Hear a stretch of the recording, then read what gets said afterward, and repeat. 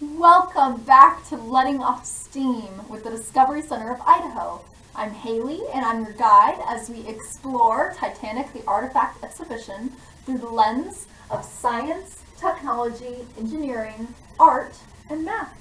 Our topic today is ship design. This relates to the Titanic because, well, it's a ship that was designed.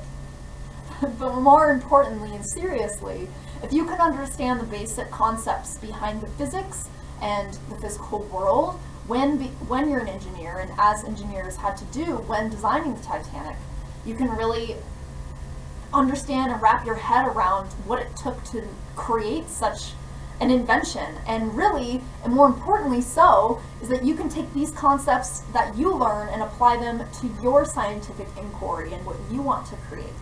How does this relate to STEAM?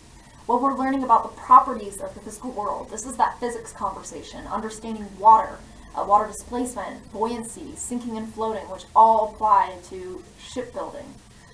Two, another thing you're learning is scientific inquiry. It's questioning the world around you and hypothesizing and doing experiments and trying it again and having conversations. It's building that brain. This is the biggest asset you have.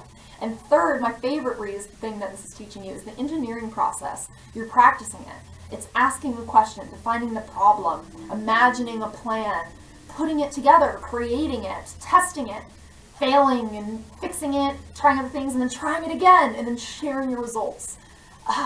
Here's what you're going to need to try this design a ship experiment from your very home. You are going to need some aluminum foil. I have these nice pre-cut sheets that are 6x4.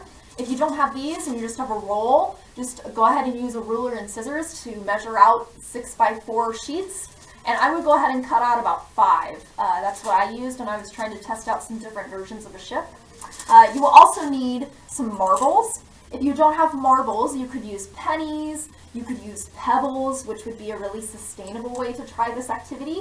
Wink, wink. And you could get creative. You know, if there's something that you don't have one of those threes, you can still do this activity, so don't feel discouraged if you don't have marbles. You will also need a pitcher of water. I'd have it filled to about here, so not a lot of water, you don't need tons, but enough to partially fill a dishpan, which is the last thing you'll need. Pretty simple, and I bet you got all those things lying around your house, so let's jump right on in. Your objective is that you will use the principles of buoyancy and water displacement to design, build, and test simple boats to see which holds the most cargo. Let's review. Buoyancy is the upward force that is exerted on any objects that are immersed in a fluid.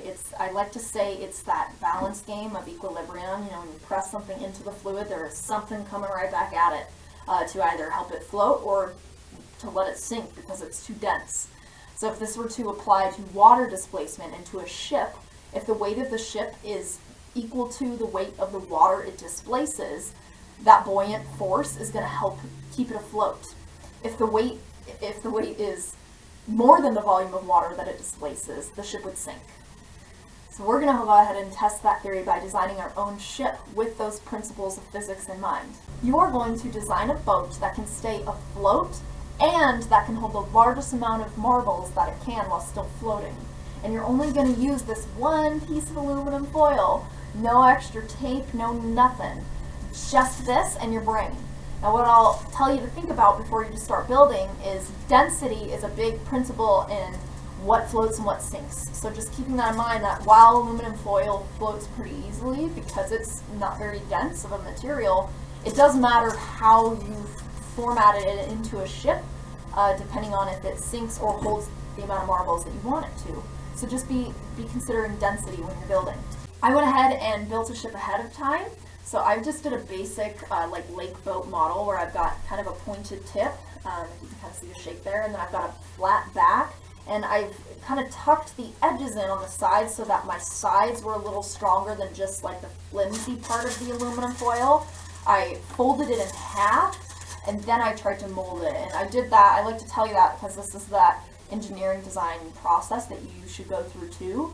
I thought that thicker piece of aluminum foil will hold more marbles rather than trying to design something that's just the one piece flat. And then again, I double-sided the sides so that it could kind of act like a cup. So let's test this out. Once you've got your boat built, let's throw it on in the water and see if it floats. Woo! My boat floats. My boat floats. And I bet yours does too if you use those engineering principles and design process. So we're going to try putting that cargo in the ship now, just like the Titanic tugged along tons of coal, food, and people. We're going to see if our little boats can do the same too. Let's try one. Meh, not much of a change. Two. Oh yeah, so as soon as I add that second one, I start to see the water rise above the aluminum foil. And so what I challenge you to do, you can't see it from your view, but when you are doing this at home, get your face close to the water, and when you drop a marble in, I'll do it for an example. If you drop the marble in, you're going to watch the water rise a little bit, and that aluminum foil sink a little bit too. So that's that water displacement and buoyancy in action. And I can even see my boat, it started out flat, and it's starting to concave upon itself with the weight that's added in the middle. So before I start adding tons of marbles, I will tell you that I could only fit 35 marbles in my boat design before it started to sink.